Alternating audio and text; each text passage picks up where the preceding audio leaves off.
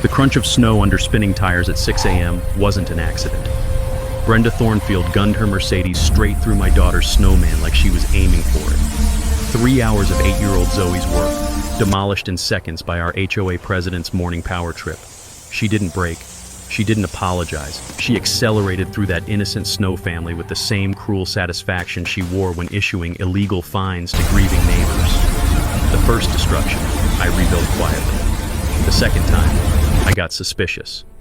By the third rampage, I realized this woman had no clue what I'd buried 3 feet underneath that seemingly innocent snowman.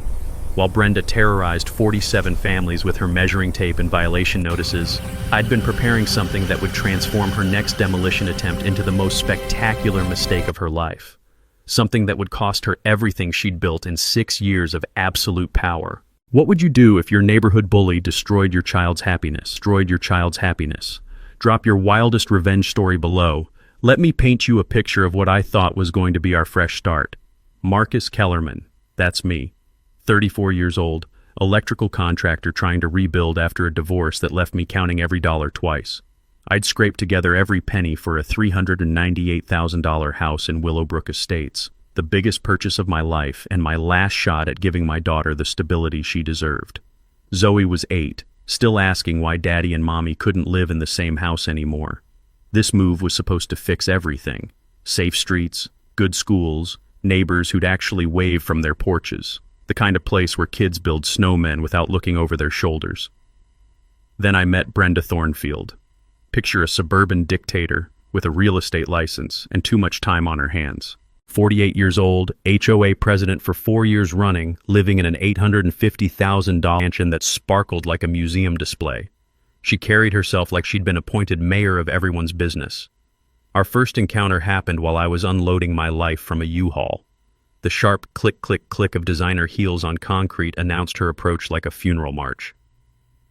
There's Brenda, measuring my fence with what looked like surveyor equipment, not a Home Depot tape measure, but some professional contraption that probably cost more than my monthly truck payment. "Mr. Kellerman," she announced, gripping her clipboard like a weapon, "precision matters in a community of standards." My fence? 3.5 inches too tall. She measured it twice just to be absolutely certain I was violating her precious covenant. The systematic harassment started immediately. Week 1, $75 fine because my garbage can remained visible 2 hours past pickup. I'd been installing electrical panels across town, got home after dark. In Brenda's universe, having a job wasn't an excuse for anything. Week 2 escalated to $150 for Zoe's Christmas wreath. My daughter had spent hours weaving red and gold ribbons together, beaming with pride at her creation. Brenda's violation notice cited non-compliant holiday color schemes. Apparently gold wasn't traditional enough for Willowbrook's aesthetic standards, but week 3? That's when she aimed directly for my daughter's heart. Zoe lived for sidewalk chalk. Every afternoon after school, she'd create masterpieces across our driveway, with purple wings, hopscotch squares stretching 20 feet, her name spelled out in rainbow letters. The scritch-scratch of chalk on concrete meant pure happiness in our house. $225 fine. Temporary ground decorations exceeding sunset removal ordinance. I held that violation notice with trembling hands. There was an actual rule dictating when children had to wash away their artwork. The metallic taste of swallowed rage filled my mouth as I watched Zoe's face crumple when I explained her drawings had to disappear every single evening. Mrs. Cecilia, our 70-year-old neighbor, started whispering warnings over the fence like she was sharing state secrets. Her voice would drop to barely audible whenever Brenda's name came up. 3 families, Marcus, gone last year. The Johnsons, the Martinez family, that young couple with the baby. She found ways to find them until they couldn't afford to stay. The smell of Brenda's perfume, sickly sweet floral that lingered in the air like a toxic cloud, became our household alarm system. Zoe would freeze mid-play whenever that scent drifted through our windows, her 8-year-old voice turning small and worried. "Is the mean lady coming again, Daddy?" Tom Reeves, a firefighter from 2 streets over, dropped the first real bombshell during a Chance hardware store encounter. "You know her husband Derek owns 35% of Pinnacle Property Solutions, right?" He glanced around nervously. "That's our management company. Talk about the fox guarding the hen house." But the snowman wars. That's where Brenda revealed her true nature. Zoe had spent 3 precious hours building her snow family masterpiece. Dad's snowman, Mom snowman, 2 kids, even a snow dog with carefully placed stick legs. She'd sacrificed buttons from my old work shirts, begged a carrot from Mrs. Cecilia, wrapped her favorite purple scarf around the snow mom's neck. Monday morning brought the inevitable. Temporary structure violation under my windshield wiper. $200 fine, 48 hours to remove unapproved architectural elements. I paid. What else could I do? Tuesday, Zoe rebuilt smaller, hidden in our yard's back corner. Wednesday morning, I watched through my kitchen window as Brenda's silver Mercedes deliberately swerved off her usual route to demolish my daughter's creation. Snow exploded across our driveway like shrapnel. She slowed just enough to roll down her window. Perhaps more appropriate placement next time, Mr. Kellerman. That moment, watching my daughter's tears freeze on her cheeks, I knew this wasn't about HOA rules or community standards. This was personal warfare against an 8-year-old's happiness. December 26th arrived like a bureaucratic nightmare wrapped in holiday paper. While normal families lounged in pajamas eating leftover cookies, Brenda Thornfield was conducting what I can only describe as a Christmas enforcement massacre. The violation notices materialized on doorsteps across Willowbrook like coal and Christmas stockings. Families who'd spent December creating magical holiday displays for their children suddenly found themselves buried under citations for excessive decoration duration. The HOA covenant, buried somewhere in those 47 pages of legal gibberish we'd all signed without reading, apparently required complete holiday removal within 24 hours of Christmas Day. I'd learned from my previous encounters with Brenda's measuring tape of doom. December 27th found me outside at 6 a.m., methodically stripping every light, every wreath, every hint of seasonal joy from our property. The morning air bit at my exposed fingers as I worked, my breath forming white clouds that dissipated like my hope for a peaceful neighborhood.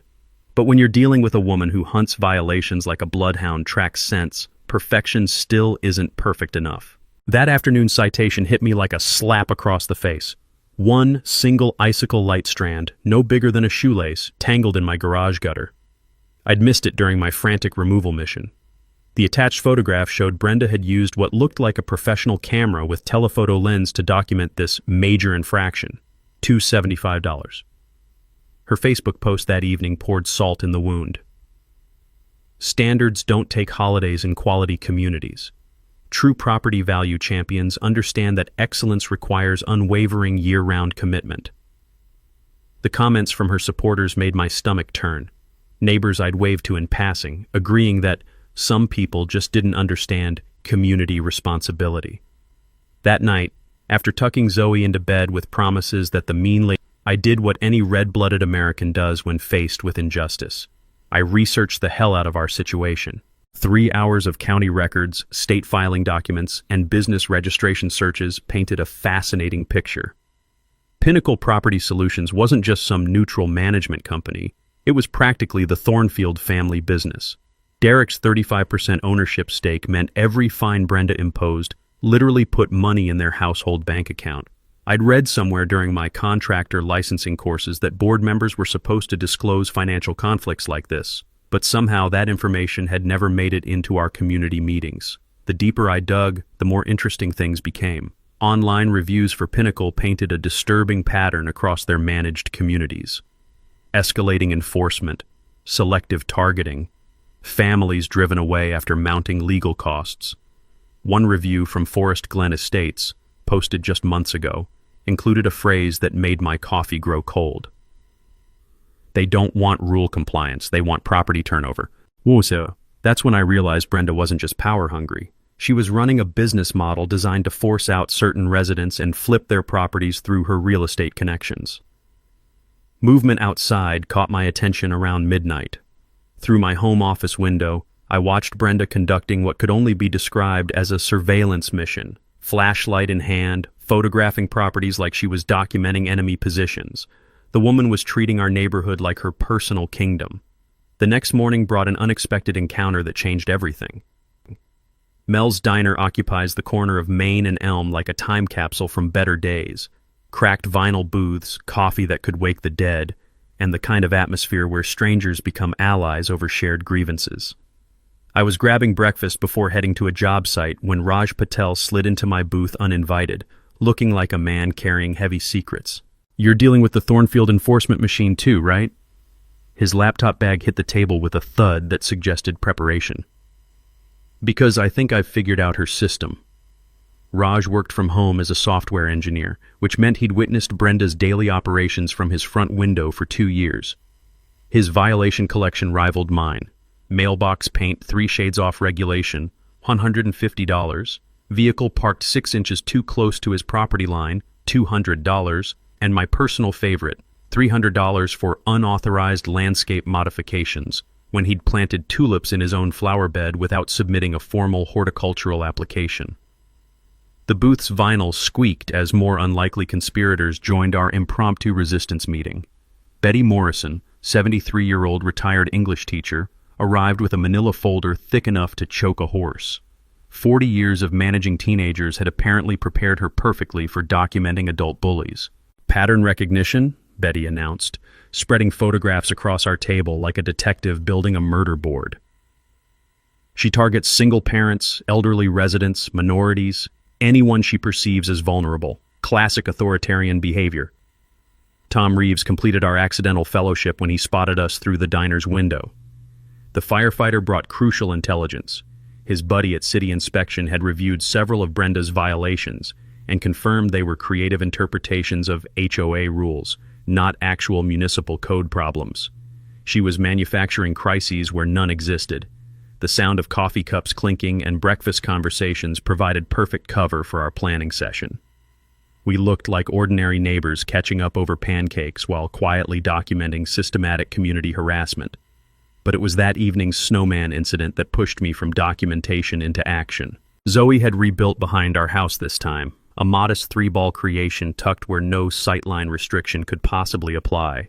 Simple button eyes, carrot nose, one of her mittens serving as a hat. Pure childhood joy sculpted in snow.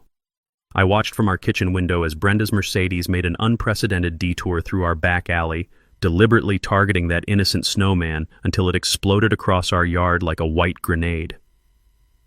That night, Zoe's tearful question shattered my last reserve. "Daddy, why does she keep killing my snow friends?"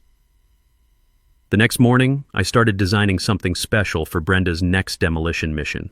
Something involving electrical components and a very colorful welcome surprise. January brought a new level of vindictive creativity that made Christmas enforcement look like amateur hour. If I thought Brenda's holiday crackdown was personal, I was about to discover she'd been holding back her real ammunition for the perfect moment to destroy my life completely. The anonymous complaint arrived at city planning on a Tuesday, targeting the one thing that kept food on my table, my work truck. Someone had reported commercial vehicle violations in residential zoning, complete with time-stamped photographs and detailed documentation. The irony burned like acid. Half our neighborhood housed contractors, landscapers, and service workers who parked work vehicles at home. But somehow, only my electrical contractor truck warranted official investigation. Thursday brought Brenda's surprise and serialized in my driveway with an entourage that would make a federal raid jealous. Professional photographer wielding equipment worth more than my monthly mortgage, her friend Janet from city inspections chain-smoking Marlboros, and Derek carrying a clipboard thick enough to stop bullets. They spent 3 hours measuring, photographing, and documenting my detached garage like they were processing a terrorist hideout. The acrid smell of Janet's cigarettes mixed with Brenda's suffocating floral perfume, creating a toxic cloud that clung to my driveway long after their departure. From my kitchen window, I watched them huddle over paperwork, pointing at my garage and nodding like archaeologists who'd discovered King Tut's tomb. Friday's citation delivered the killing blow. Unauthorized home-based business operations violating residential covenant restrictions. My garage workshop, where I stored electrical supplies and occasionally organized equipment for jobs, apparently constituted a commercial enterprise requiring special permits and neighbor approval. The ultimatum was surgical in its precision: immediate cease and desist on all electrical work originating from my property, or face daily fines starting at $500. Since 90% of my jobs began with loading equipment from that garage, this wasn't just harassment, it was economic assassination designed to bankrupt me into submission. But Brenda's masterpiece of cruelty was still coming. Wednesday evening's neighborhood watch meeting started like community theater. 23 residents discussing speeding cars and loose dogs while pretending we all cared about street lighting. I attended hoping to build support, maybe convert a few fence sitters into allies for our growing resistance movement. That's when Brenda launched her nuclear strike. "Before we adjourn," she announced from behind the folding table that served as her suburban throne, "I need to address community stability concerns." Her voice dripped with that fake concern that meant incoming character destruction. "We've all noticed the lifestyle transitions affecting certain households." Her laser focus found me across the fluorescent-lit room like a heat-seeking missile. Divorce situations can create unstable environments that impact property values and family-oriented community standards. The silence that followed felt thick enough to cut with a knife. 22 neighbors suddenly discovered their shoes were absolutely fascinating, while the overhead lights hummed like wasps in a jar. Single-parent households often struggle with appropriate supervision and community compliance, Brenda continued, her voice gaining strength as she warmed to her demolition. Perhaps families experiencing major life transitions should consider temporary housing arrangements until their situations stabilize. The translation couldn't have been clearer if she'd used skywriting. Divorced fathers aren't welcome in Willowbrook Estates. Pack up your broken family and find somewhere else to lower property values. I drove home gripping the steering wheel until my knuckles went white, the metallic taste of swallowed rage coating my mouth. Every fiber of my being wanted to turn around and deliver the verbal beatdown Brenda richly deserved, but explaining that explosion to Zoe later would have been impossible. The next morning brought the game changer that flipped our entire strategy. Raj's software engineering skills had produced something beautiful. 2 years of HOA violation data transformed into color-coded spreadsheets that revealed Brenda's discrimination with mathematical precision. His laptop screen displayed charts that would make civil rights lawyers weep tears of joy. "The pattern is undeniable," he said, highlighting columns that told the whole story. Single parents average 4.7 violations annually. Traditional nuclear families get 0.8. Elderly residents living alone hit 3.2. Minority households face 3.9. Betty leaned over the data, her retired teacher instincts immediately recognizing systematic bias when she saw it. She's not enforcing rules. She's conducting social cleansing through selective harassment. But the real breakthrough came from Tom's contact at city inspection. After reviewing photographs of my garage violations, his friend confirmed our suspicions. Nothing I was doing actually violated municipal building codes. Brenda was manufacturing crises through creative HOA interpretations, then using Derek's city connections to add false official weight to her fabricated problems. Here's where things took an unexpected turn that changed everything. That weekend, while Zoe and I built her 4th attempt at a hidden snowman behind our shed, something different happened. Instead of Brenda's usual hit-and-run destruction, she parked in our back alley and methodically destroyed that innocent snow creation 3 separate times, backing up and running it over until nothing remained but scattered chunks and one crushed purple mitten. But this time, Mrs. Cecilia was watching from her kitchen window with a camera, and this time, she was ready to finally speak up about what she'd witnessed for 3 years. "That woman," Mrs. Cecilia said quietly that evening, showing me crystal-clear photos of Brenda's deliberate destruction, "has terrorized this neighborhood long enough. It's time someone stood up to her." That's when I realized our resistance movement had just gained its most important ally, the one neighbor everyone trusted, who'd been silently documenting Brenda's reign of terror for years. The next phase of our plan was about to get very interesting indeed. February arrived with the kind of perfect snow day that transforms neighborhoods into winter wonderlands and apparently triggers homicidal tendencies in HOA presidents. School cancellations meant kids spilled into yards like excited puppies, and for the first time in months, Willowbrook Estates rang with genuine laughter instead of whispered fears, notices. Zoe burst from our house that morning like a snow sculpture general ready to rally her frozen troops. Within an hour, she'd organized every neighborhood kid into the most ambitious winter construction project our cul-de-sac had ever witnessed. Children aged 5 to 12 collaborated on an entire snow village, families of snowmen holding hands, snow dogs with stick tails wagging, even a castle complete with towers and bridges that would make Disney jealous. The sight melted something in my chest that had been frozen since the divorce papers were signed. Parents emerged carrying thermoses of hot chocolate and spare mittens, actually talking to each other instead of hurrying past with nervous glances. Mr. Peterson contributed a bag of carrots for noses.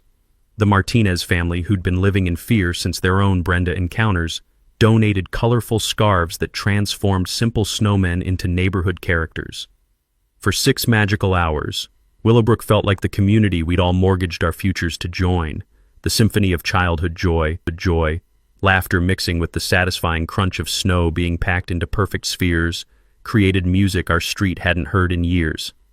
Even Mrs. Cecilia ventured outside, her camera clicking with the dedication of a documentary filmmaker preserving something precious before it disappeared. But in Brenda's kingdom, happiness was apparently a violation waiting to happen. 6 a.m. the next morning brought automotive terrorism disguised as community enforcement. The deliberate roar of a Mercedes engine being gunned like a weapon jolted me awake. I stumbled to my front window just in time to witness the most vicious attack on childhood innocence I'd ever seen. Brenda's silver sedan carved through the children's snow village like a panzer through a peaceful settlement, targeting each creation with military precision. Snow families exploded into white shrapnel. The castle collapsed into formless rubble. 3 hours of collaborative magic destroyed in 90 seconds of calculated malice. She wasn't finished. Methodically shifting between reverse and drive, Brenda ensured no snowman survived her blitzkrieg. She backed over the snow dog twice for good measure, then rolled down her window to survey the carnage like Napoleon reviewing a successful battle. Unapproved temporary structures violating sightline ordinances, she announced to the morning air, her voice cutting through the silence like a blade. Community standards exist for everyone's protection. But this time, she'd made a fatal miscalculation. This time, she had an audience. 47 windows framed 47 neighbors witnessing their HOA president wage war against childhood itself. Mrs. Patterson, whose 6-year-old had spent 2 hours crafting snow angels around the castle, stood in her doorway weeping. Tom Reeves, heading to his firefighter shift, stopped dead at the destruction, his face cycling through disbelief and rage. The breaking point had arrived, and it sounded like children crying through glass doors. By noon, our scattered resistance had crystallized into neighborhood revolution. The Willowbrook United WhatsApp group exploded from 12 to 34 members as parents shared videos of Brenda's rampage alongside their own horror stories. The digital uprising was beautiful to witness, neighbors who'd suffered in silence for years finally discovering they weren't alone. Betty Morrison's living room became our war room, her coffee table buried under documentation, photographs, and what resembled a CIA analysis of Brenda's enforcement patterns. The rich aroma of fresh coffee mixed with the electric energy of collective righteous anger as strangers became allies over shared trauma. "This isn't about rules anymore," declared Sarah Martinez, whose family had been house hunting after months of targeted harassment. "This is about a woman who destroys children's joy for sport." Tom's newspaper contact was already drafting a story about suburban tyranny, but our real breakthrough emerged from an unexpected direction. Had sent her exploring historical records with the thoroughness that had made her legendary among former students. Her systematic excavation of county archives had unearthed something that reframed our entire struggle. "I've been researching our neighborhood's legal foundation," Betty announced, her voice carrying that particular authority teachers reserve for truly important lessons. She spread weathered documents across her table like a history professor revealing lost civilization artifacts. Willowbrook's HOA wasn't built to last forever. The papers told a story none of us knew existed. When our development was carved from farmland in 1994, the original covenant included what lawyers call a sunset clause, automatic termination after 30 years unless residents voted specifically to renew the association's authority. The expiration date stared back at us from faded typewriter text, March 15, 2024. 3 weeks away. The silence stretched like a held breath as the implications detonated in our minds. Brenda had been operating an illegal enforcement machine for 8 months, collecting fines under expired authority, terrorizing families with powerless threats. Every violation notice since last March, Raj whispered, his programmer brain calculating the ramifications, is legally worthless. Tom's grin spread like wildfire. She's been running a protection racket without knowing her protection expired. The beautiful irony was poetry. While Brenda obsessed over covenant minutiae, she'd missed the document's most crucial detail. The very authority she wielded like a weapon had quietly self-destructed while she was measuring grass heights and timing holiday displays. But here's where our strategy evolved from survival to conquest. Instead of immediately exposing her powerless position, we decided to let Brenda continue building her legal coffin until the scheduled renewal meeting March 20th. Every additional day of illegal harassment would strengthen our case for damages and civil rights violations. That evening, after consoling Zoe about her murdered snow friends, she asked the question that sealed Brenda's fate. "Daddy, can you make the mean lady stop hurting everyone?" I kissed her tear-stained cheek and made a promise that would change our neighborhood forever. "Yes, baby girl. Daddy's going to make sure she never hurts anyone ever again." The next morning, surrounded by electrical components in my garage, I began designing the most satisfying surprise of my contractor career, something that would make Brenda's next demolition attempt legendary for all the wrong reasons. The documents spread across Betty's coffee table looked like evidence from a murder trial, yellowed pages that would either save our neighborhood or confirm we were all crazy for thinking we could fight the system. Betty's hands trembled slightly as she arranged the paperwork with archaeological precision.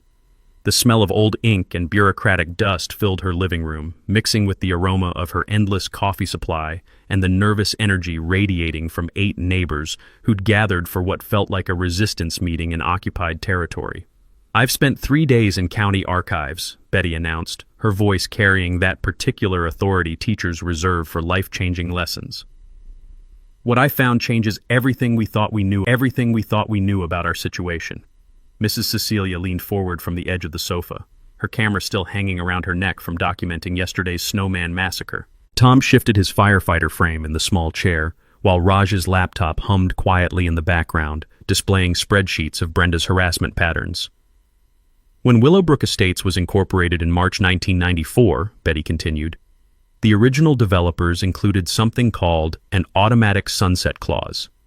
The HOA covenant expires after exactly 30 years unless formally renewed by 75% of all homeowners." The silence stretched like a held breath. Sarah Martinez set down her coffee cup so carefully it barely made a sound against the saucer. "The expiration date," Betty said, her finger tracing across faded typescript, "is March 15th, 2024. Raj's calculator app confirmed what our brains were struggling to process. That's next Thursday, 6 days from now. The implications hit like an avalanche gaining speed. Tom was the first to voice what we were all thinking. "You're saying Brenda has been operating without legal authority for almost a year? Every fine, every violation notice, every harassment campaign since March 15th, 2023, Betty confirmed with the grim satisfaction of a prosecutor presenting overwhelming evidence. All of it conducted under expired covenant authority. The room erupted in whispered conversations as neighbors processed the magnitude of what we'd discovered. During my electrical contractor licensing courses, I'd learned about color of law violations, government officials acting under false authority to violate civil rights. What Brenda had been doing wasn't just invalid bureaucracy, it was potentially federal crime territory. Mrs. Cecilia spoke for the first time that evening, her voice quiet, but carrying 3 years of suppressed rage. "She destroyed my herb garden last spring, made me pay $300 to replant with approved species. That money was stolen from me." "We're not just talking about our neighborhood," Tom added, his firefighter training evident in how he processed systematic problems. "Pinnacle manages 12 communities. If they're running expired covenants everywhere, this is massive fraud." But Sarah Martinez asked the question that shifted our strategy from survival to conquest. What if we don't tell her? The idea crystallized with beautiful malice. The annual HOA meeting was scheduled for March 20th, 5 days after the covenant's secret expiration. Originally intended as a routine renewal vote, that meeting would instead become Brenda's public execution. "Every additional day she continues illegal enforcement strengthens our case for damages," Raj said, his programmer brain calculating leverage algorithms, civil rights violations, fraud charges, maybe even federal mail fraud for sending invalid citations. Betty's eyes gleamed with the particular joy teachers feel when witnessing bullies face consequences. She'll walk into that meeting expecting automatic approval. Instead, she'll face a room full of people who know she's been powerless for a year. The taste of approaching victory was sweeter than Betty's coffee. Tom's newspaper friend had already confirmed attendance at the March 20th meeting, sensing a story that would resonate far beyond local politics. Combined with Mrs. Cecilia's photographic evidence of the snowman rampage and our systematic documentation of harassment patterns, the meeting announced, consulting her calendar with satisfaction that 40 years of teaching had never provided. Brenda Thornfield has 6 more days of imaginary authority before she discovers she's been emperor of nothing. That night, after reassuring Zoe that the mean lady's power was almost finished, I sat in my garage surrounded by perfectly legal irrigation components and smiled. In less than a week, Brenda would learn that some people prepare for bullies by building something special. My garage had transformed overnight from suburban storage space into something resembling a cross between NASA mission control and a mad scientist's laboratory. Coffee-stained electrical diagrams covered every surface, while irrigation components lay arranged with surgical precision across my workbench like instruments for the world's most satisfying operation. 15 years of electrical contracting had taught me that the most elegant solutions combine simple components in unexpectedly brilliant ways. What I was designing would cost less than $200 in standard hardware store parts, but create effects worthy of a Hollywood stunt coordinator's wet dreams. The sweet chemical smell of PVC primer filled the air as I connected water lines through underground conduit to multiple spray zones around Zoe's future snowman site. Each joint had to be perfect. One leak would ruin 8 months of patience, and Brenda's predictable morning demolition ritual would give me exactly one chance to get this right. My phone buzzed constantly with updates from our neighborhood resistance network. Betty had mobilized with the efficiency of a retired teacher organizing a school fundraiser, which meant everyone had assignments and nobody dared disappoint her. Tom's newspaper contact was practically salivating over exclusive access to our documentation. Raj's data presentations were taking shape like evidence packets for a federal prosecution. But the real breakthrough came from Mrs. Cecilia's methodical documentation project. 3 years of silent photography had captured Brenda's systematic targeting with the precision of a wildlife researcher studying predator behavior. Her photo timeline revealed harassment patterns so consistent they looked like a corporate training manual for neighborhood intimidation. "Look at this sequence," Mrs. Cecilia explained during our Tuesday garage summit, her camera displaying time-stamped evidence of selective enforcement. Same day, same violation type. The Martinez family gets a citation for lawn height. The Johnsons get nothing, despite grass twice as tall. Her quiet voice carried the authority of irrefutable evidence. The legal strategy was crystallizing into something beautiful. My divorce attorney had connected me with a civil rights specialist who'd practically started drooling when I described systematic harassment targeting protected classes. Operating under expired authority transformed neighborhood bullying into federal fraud territory, complete with wire fraud and conspiracy charges that could make prosecutors very happy. During my contractor licensing courses years ago, I'd sat through mind-numbing seminars about housing discrimination law. Now, those boring lectures were proving invaluable as we documented patterns that violated Fair Housing Act provisions, Americans with Disabilities Act protections, and civil rights statutes designed to prevent exactly what Brenda had been orchestrating. Wednesday brought the technical breakthrough that would make my system legendary. Food coloring experimentation revealed that purple dye maintained spectacular visibility in freezing water, while causing minimal permanent staining, perfect for maximum visual drama without expensive property damage claims. The mixture ratio I'd developed through garage testing would create effects visible from 3 blocks away, but wash off with warm water and patience. The psychological warfare aspect was equally satisfying. For 6 days, I'd maintained perfectly normal routines while Brenda conducted her morning reconnaissance missions, always slowing at our property to hunt for violations like a suburban vulture circling fresh roadkill. Her 6:15 a.m. clockwork precision made timing calculations simple enough for a middle school math student. Thursday's final coordination meeting transformed Betty's living room into something resembling a political campaign headquarters crossed with a legal evidence room. Her coffee table groaned under accumulated documentation, violation timelines, discrimination charts, financial damage calculations, and Mrs. Cecilia's photographic proof of systematic persecution.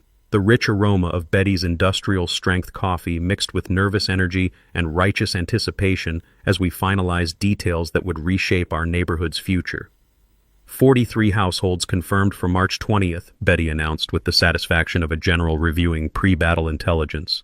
38 committed votes against renewal.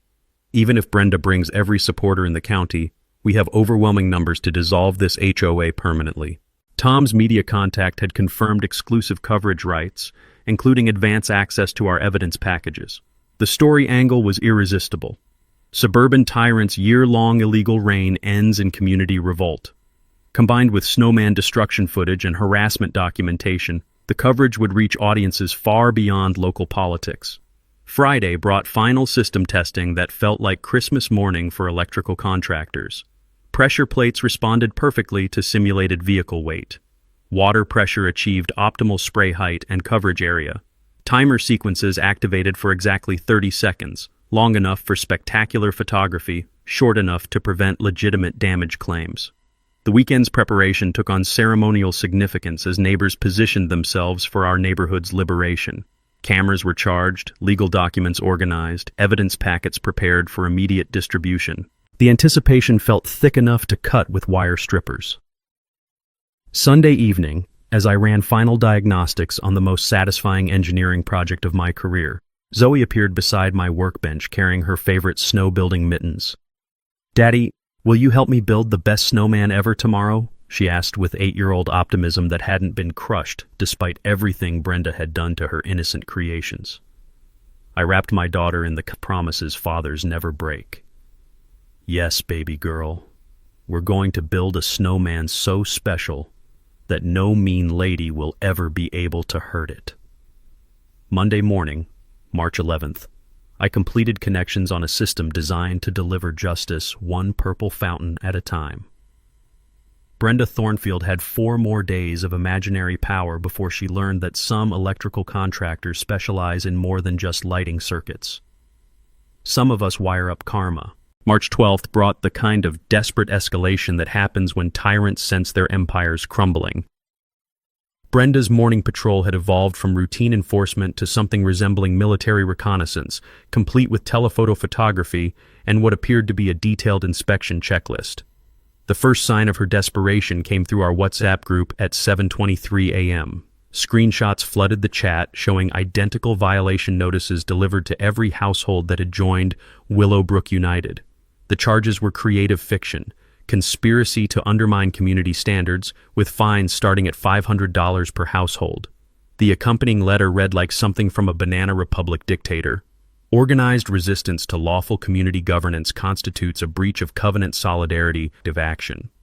Brenda had apparently decided that talking to your neighbors about HOA abuse was now a finable offense. Sarah Martinez called an emergency meeting in the elementary school parking lot, far from Brenda's surveillance network. 12 families gathered around her minivan, sharing violation notices that grew more ridiculous with each reading. Tom Reeves had been cited for excessive emergency vehicle presence because he parked his personal truck in his own driveway after firefighter shifts. Mrs. Patterson received a child supervision violation for allowing her 6-year-old to play in their front yard unsupervised for 12 minutes. The smell of exhaust from passing school buses mixed with March morning air as we realized Brenda had crossed from harassment into pure fantasy enforcement. "She's completely lost touch with reality," Betty observed, examining the violation notices with the clinical detachment of someone who'd spent decades dealing with troubled students. "This isn't about rules anymore. It's about control through intimidation." But Brenda's masterstroke of desperation was still coming. That evening brought the sound every homeowner dreads: breaking glass in the middle of the night. I bolted upright at 2:17 a.m. to find my work truck's rear window spiderwebbed around what appeared to be an impact point. Security cameras I'd installed during my garage project revealed the culprit with crystal clarity. Derek Thornfield, Brenda's husband, creeping across my driveway at 2:15 a.m. with a bag of something granular that he poured into my truck's gas tank. The timestamp and infrared footage captured every detail of his sabotage mission, including his face clearly visible when he looked directly at the camera while fleeing. The discovery triggered a chain reaction of revelations from our neighborhood network. 3 other families reported similar vandalism over the past week: sugar and gas tanks, slashed tires, mailboxes damaged by what appeared to be deliberate vehicle impacts. The pattern was unmistakable. Anyone who'd joined our resistance was being targeted for escalating harassment beyond legal citations. Wednesday morning brought the nuclear option, a certified letter addressed to me personally, copied to the State Electrical Licensing Board, containing allegations that would have been laughable if they weren't potentially career-ending. The complaint accused me of operating an unlicensed electrical installation business, performing unpermitted electrical modifications, and endangering community safety through unauthorized utility work. The documentation was thorough enough to suggest professional legal assistance, complete with timestamps, photographs, and witness statements from concerned neighbors. The taste of copper filled my mouth as I realized Brenda was trying to destroy my livelihood through false accusations to state regulatory agencies. One investigation, even if ultimately dismissed, could suspend my contractor's license pending review, a process that typically took months and could bankrupt small operators like me. But the mini twist that changed everything came from an unexpected source. Tom's contact at the city inspector's office called with information that shifted our understanding of Brenda's desperation campaign. 3 anonymous complaints had been filed against various neighborhood families in the past week, all alleging municipal code violations that would require expensive corrections. "Here's the interesting part," Tom explained during our Wednesday evening garage meeting, his voice carrying the weight of inside information. All 3 complaints were filed by the same person, using a fake name, but the IP address traces back to Pinnacle Property Solutions. Raj's cybersecurity background immediately recognized the implications. She's creating a paper trail of municipal violations to justify her HOA enforcement. If families can't afford city-mandated corrections, they'll be forced to sell and move away. The pattern was becoming clear. Brenda wasn't just harassing people anymore. She was orchestrating a systematic campaign to force community turnover through coordinated harassment, vandalism, and false accusations designed to create financial pressure until targeted families had no choice but to abandon their homes. Betty's teacher instincts recognized the escalation pattern from decades of dealing with bullies who'd been cornered. She knows something's wrong. Her behavior is getting increasingly desperate because she senses loss of control. That night, after installing additional security cameras around my property and about the vandalism, I ran final diagnostics on my garage project. Every component tested perfectly. Pressure plates responded flawlessly to vehicle weight simulation. Timer sequences activated with precision that would make Swiss clockmakers proud. Friday brought the final piece of Brenda's desperation puzzle. A hand-delivered letter threatening immediate foreclosure proceedings against my property for accumulated covenant violations totaling $4,200. The letter included a countdown. Payment required by March 15th to avoid lien placement and potential legal action. March 15th, the exact date her authority would expire. The irony was so perfect it felt like cosmic justice. Brenda was demanding payment under legal authority that would cease to exist at midnight on the same day. Saturday morning, I helped Zoe build what would be her final endangered snowman, a modest creation positioned exactly where my pressure plates waited 3 feet underground. "This one feels special, Daddy," she said, packing snow with 8-year-old concentration, like it's going to be really important. Monday would bring the most important snowman demolition in suburban history. March 13th arrived with the kind of crisp morning air that usually signals hope and renewal, but in Willowbrook Estates, it collapsed. Brenda's behavior had shifted from systematic harassment to something approaching complete psychological breakdown, as if some primal instinct was warning her that her reign was approaching its end. The private security company van appeared on our street at 6 a.m., complete with uniformed guards who began conducting what they called community safety patrols. 2 men in pseudo-police uniforms, complete with clipboards and cameras, walking through our neighborhood like occupying forces documenting suspicious activity. The guard's first target was Mrs. Cecilia's morning garden tending. Apparently, watering plants before 7 a.m. constituted disruptive early morning activity requiring official documentation. The sight of a 70-year-old woman being photographed while watering her roses would have been comical if it weren't so genuinely disturbing. "This is insane," Sarah Martinez whispered during our impromptu sidewalk meeting as the guards documented children walking to school bus stops. "She's turned our neighborhood into a police state." But Brenda's masterpiece of desperation was yet to come. The emergency board meeting notification arrived via certified mail that afternoon, announcing an immediate vote on community safety measures scheduled for 6 p.m. The proposed measures read like martial law for suburbia: residents banned from congregating in groups larger than 3, mandatory reporting of suspicious neighborhood activity, and authorization for enhanced enforcement protocols to ensure community compliance. The smell of fear was becoming palpable in our neighborhood. Families who'd lived here for years suddenly found themselves afraid to check their mail or walk their dogs without wondering if security guards were documenting their movements for future violation reports. Tom's firefighter training had exposed him to crisis psychology, and he recognized the escalation patterns. She's exhibiting classic authoritarian panic behavior. When dictators sense losing power, they always double down on oppression before the final collapse. Wednesday brought the attempted coup that revealed just how far Brenda was willing to go. The emergency board meeting packed 27 residents into the community center, with Brenda presiding from behind a folding table like a suburban Mussolini. Her security guards flanked the entrance, photographing everyone who entered and requiring identification for community safety records. Motion to grant emergency powers to HOA leadership during this period of community instability, Brenda announced without preamble, her voice carrying the artificial authority of someone desperately trying to convince herself she still had control.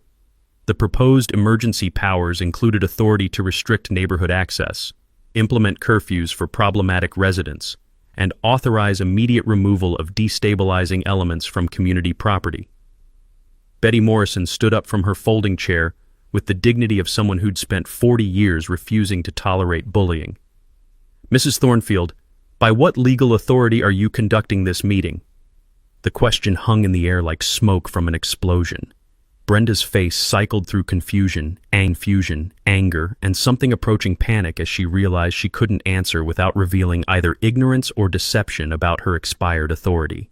"Community safety supersedes procedural technicalities," she finally managed, her voice cracking slightly under the pressure of maintaining lies she couldn't even remember anymore. That's when Tom revealed the recording device he'd been wearing, capturing every word of Brenda's increasingly desperate attempts to justify actions she had no legal authority to take. Thursday brought the discovery that transformed our situation from neighborhood dispute to potential federal case. Raj's cybersecurity investigation had uncovered something that made our harassment documentation look like minor complaints. Electronic records from Pinnacle Property Solutions revealed systematic targeting across all 12 managed communities, with enforcement patterns so discriminatory they constituted textbook housing rights violations. "It's not just us," Raj explained during our final garage meeting, his laptop displaying evidence that would make civil rights lawyers weep with joy. "They've been running the same illegal operation in every community they manage. We're talking about systematic housing discrimination affecting hundreds of families." The sound of his keyboard clicking filled the garage as he showed us violation statistics broken down by family composition, ethnicity, age, and economic status. The patterns were so obvious they looked like a discriminatory enforcement training manual. Mrs. Cecilia's 3 years of documentation had captured not just individual harassment incidents, but evidence of a coordinated campaign to manipulate neighborhood demographics through selective enforcement designed to force out undesirable residents. Friday morning brought Brenda's final desperate gambit, a hand-delivered ultimatum demanding immediate payment of all accumulated fines totaling $4,200, due by midnight March 15th, or face immediate foreclosure proceedings. The letter's legal language was impressive enough to suggest professional attorney involvement, but the date revealed everything. She was demanding payment under authority that would expire at exactly the moment her deadline arrived. That evening, as I completed final system checks on my garage project, Zoe appeared beside my workbench carrying her snow-building supplies. "Tomorrow's the big day, isn't it, Daddy?" she asked with 8-year-old intuition that saw through adult complications to essential truth. I knelt beside my daughter, surrounded by the innocent tools of childhood creativity and the sophisticated components of justice delivery systems, and gave her the promise that would reshape our neighborhood's future. "Yes, sweetheart. Tomorrow, everything changes." Sunday night, March 14th, I set my alarm for 5:30 a.m. and went to sleep knowing that Monday would bring the most satisfying morning of my electrical contractor career. Brenda Thornfield had approximately 18 hours of imaginary authority remaining before she discovered that some snowmen are more dangerous than they appear. March 15th, 6:15 a.m. The moment that would transform suburban HOA enforcement forever arrived with mathematical precision, exactly as I'd calculated during weeks of studying Brenda's obsessively punctual patrol schedule. The overnight snow had been perfect. 3 inches of fresh powder that Zoe and I had carefully sculpted into her masterpiece snowman family the evening before. Dad snowman, mom snowman, 2 kids, and a snow dog, positioned with engineering precision directly over the pressure plates I'd buried 18 inches underground. I stood at my kitchen window, coffee mug warm in my hands, watching the street with the calm anticipation of someone who'd spent months preparing for this exact moment. Mrs. Cecilia was positioned at her kitchen window with her camera. Tom sat in his truck across the street, ostensibly heading to work but actually serving as our primary videographer. Raj had his phone ready from his front porch, while Betty watched from her living room with the satisfaction of a teacher about to witness the perfect lesson in consequences. The sound of Brenda's Mercedes engine announced her arrival like a death knell for tyranny. Her silver sedan appeared at the end of our cul-de-sac, moving with the deliberate purpose of someone who'd made destroying children's happiness into a morning ritual. But this morning would be different. This morning, physics and justice were about to collaborate on the most spectacular demonstration in suburban enforcement history. Brenda's Mercedes accelerated as it approached our property, her familiar pattern of deliberately targeting Zoe's innocent snow creations playing out exactly as I'd anticipated. 47 neighbors watched from windows as their HOA president prepared to commit what would be her final act of neighborhood terrorism. The front wheels hit the pressure plates at exactly 6:17 a.m. What happened next exceeded even my electrical engineer's expectations for dramatic effect. 8 jets of purple water exploded skyward like neighborhood geysers, launching 20 feet into the crisp morning air before cascading down in a lavender waterfall that completely engulfed Brenda's pristine Mercedes. The hydraulic system I'd designed using standard irrigation components performed flawlessly, creating a fountain display that would have impressed theme park designers. The visual was absolutely perfect. Purple water streamed from every window, door handle, and chrome accent of Brenda's luxury vehicle while she sat trapped inside, screaming like someone who'd just witnessed the laws of physics declare war on her personal authority. Within seconds, our quiet cul-de-sac transformed into something resembling a crime scene with 47 witnesses. Neighbors poured from houses carrying phones, cameras, and expressions of pure joy as they documented the most satisfying moment in Willowbrook's HOA history. Mrs. Cecilia's camera clicked rapidly as she captured photographs that would become legendary in neighborhood justice folklore. Tom's video showed the entire sequence in high-definition glory while he struggled not to laugh loud enough to ruin the audio. That's when I made my entrance. Walking calmly across my driveway, manila folder in hand, I approached Brenda's purple-stained Mercedes with the measured pace of someone delivering long-overdue legal papers. The water system's timer had performed perfectly, shutting off after 30 seconds to prevent property damage while maximizing photographic opportunities. Brenda emerged from her car looking like she'd been attacked by a giant grape, purple water dripping from her perfectly styled hair and designer coat. Her face cycled through shock, rage, and complete disbelief as she tried to process what had just happened to her morning enforcement routine. "Mrs. Thornfield," I announced loudly enough for every neighbor to hear clearly, "I have some important information for you." The mic drop moment had arrived. "As of midnight last night, your HOA authority expired." I handed her the Sunset Clause documentation while every camera in the neighborhood recorded her reaction. "Every fine you've issued in the past year was completely illegal." The silence that followed felt like the moment between lightning and thunder. Brenda stood in her purple-stained glory, legal documents dripping in her hands, as the implications of 30 years of automatic termination clauses penetrated her consciousness. "Furthermore," I continued with the satisfaction of someone who'd waited months for this moment, "operating under expired authority while collecting fees constitutes fraud under state and federal law." That's when Tom's newspaper contact emerged from behind Raj's driveway hedge, camera crew in tow, to capture Brenda's complete meltdown for posterity and evening news coverage. "Mrs. Thornfield," the reporter called out, microphone extended toward a woman who looked like she'd been dunked in grape juice, "can you comment on operating an illegal HOA for the past year?" The community witness phase of our plan unfolded with beautiful precision. 47 neighbors stood in doorways and driveways, many recording with phones while children pointed and giggled at the purple car spectacle. Mrs. Cecilia stepped forward with her 3 years of documentation, Tom presented his wire recordings of bribery attempts, and Betty approached with violation statistics that revealed systematic discrimination. "This woman has terrorized our neighborhood for years," Mrs. Cecilia announced with the authority of someone who'd finally found her voice. "Today, we found out she had no right to do any of it."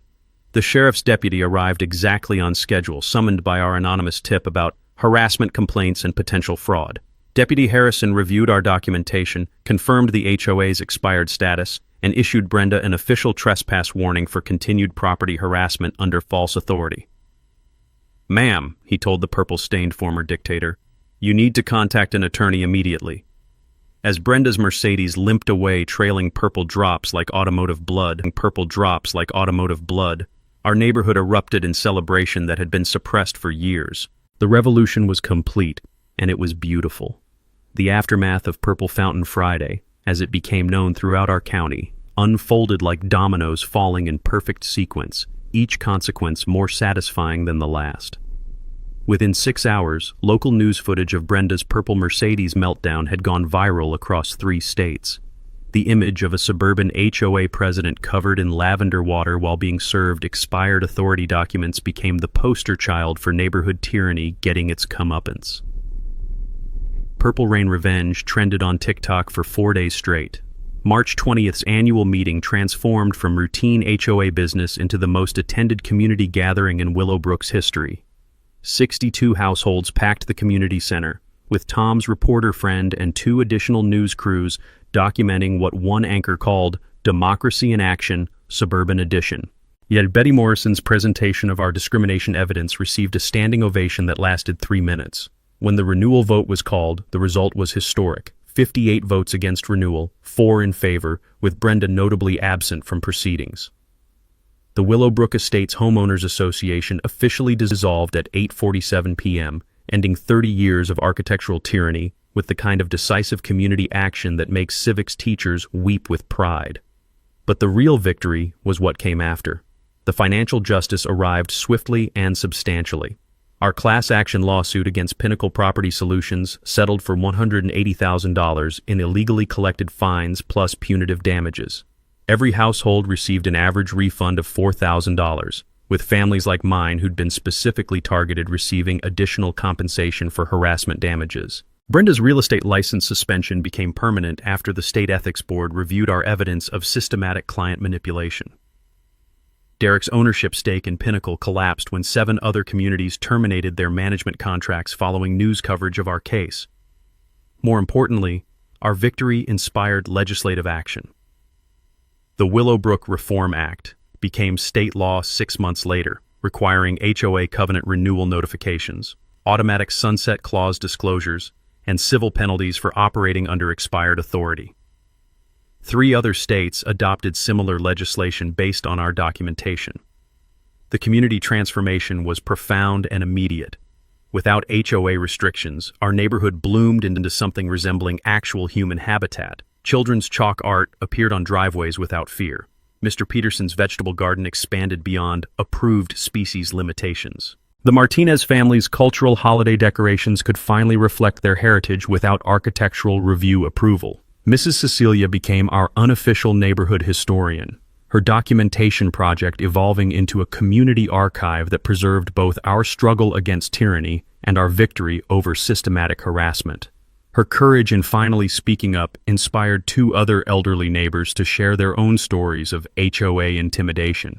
The social good that emerged from our battle exceeded anything I'd imagined. The Willowbrook Freedom Scholarship we established with lawsuit proceeds has sent 12 students to trade school programs, including 2 aspiring electrical contractors who learned that sometimes community problems requires more than just technical skills. Our first Purple Day Festival last December attracted families from 6 neighboring communities dealing with their own HOA nightmares. The celebration featured purple snow cones, community gardening workshops, and Zoe's snow sculpture contest where every creation was protected by neighborhood volunteers. Property values actually increased after dissolving our HOA, proving that freedom from harassment makes neighborhoods more attractive than architectural conformity. The no HOA designation became a selling point that attracted young families seeking communities where children could be children without bureaucratic interference.